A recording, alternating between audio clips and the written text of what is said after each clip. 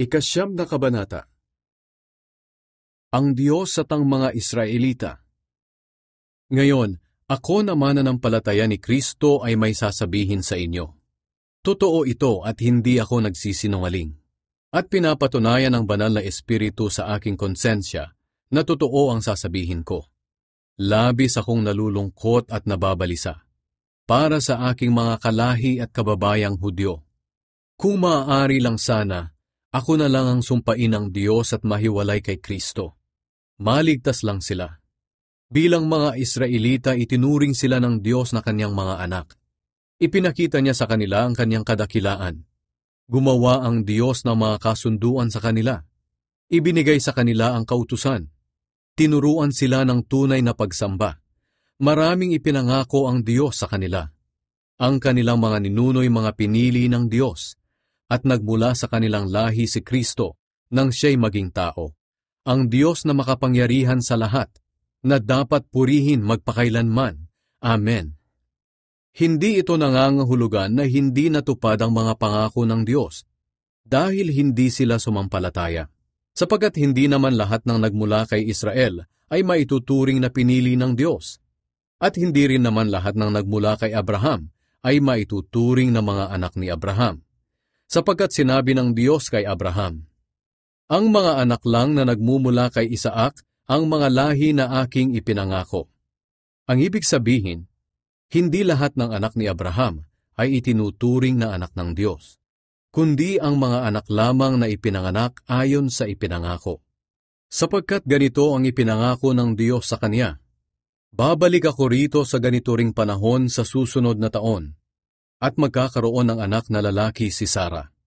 Hindi lang iyon, kundi nangyari rin ang ganoon sa dalawang anak ni Rebecca sa ating ninunong si Isaac. Ipinakita rin ng Diyos na hindi lahat ng nagmula kay Abraham ay itinuturing na mga anak niya.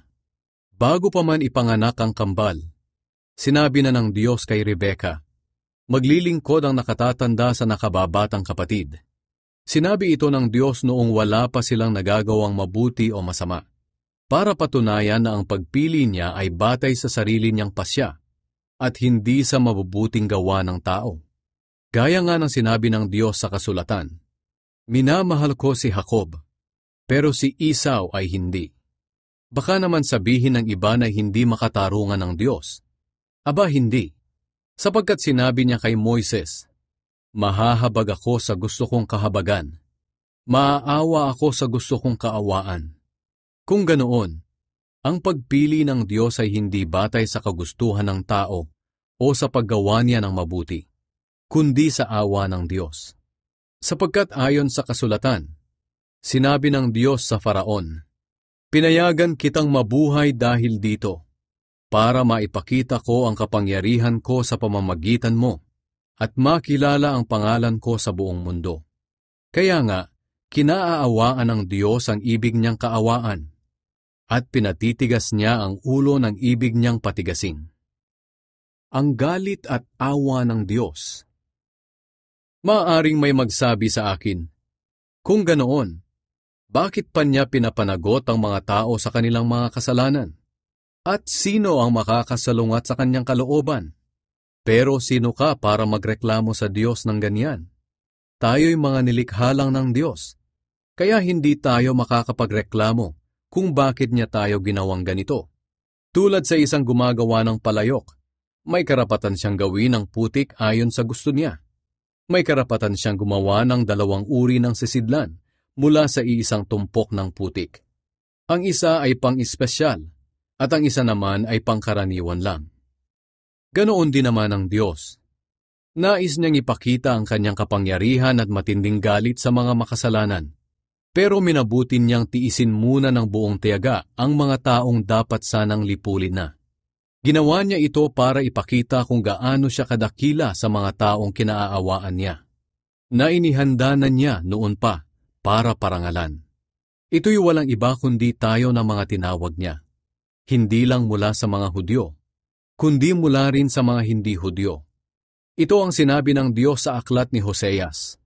Ang dating hindi ko mga tao ay tatawagin kong mga tao ko. At ang dating hindi ko mahal ay mamahalin ko.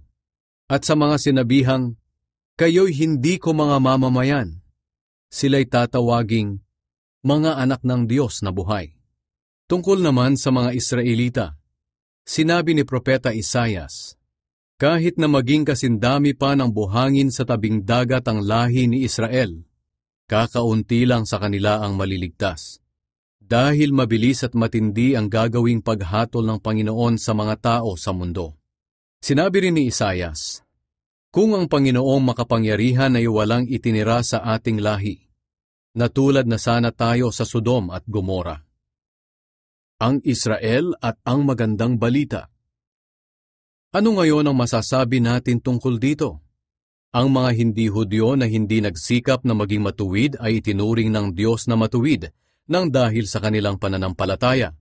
Pero ang mga Hudyo na nagsikap na maituring na matuwid sa pamamagitan ng pagsunod nila sa kautusan ay nabigo.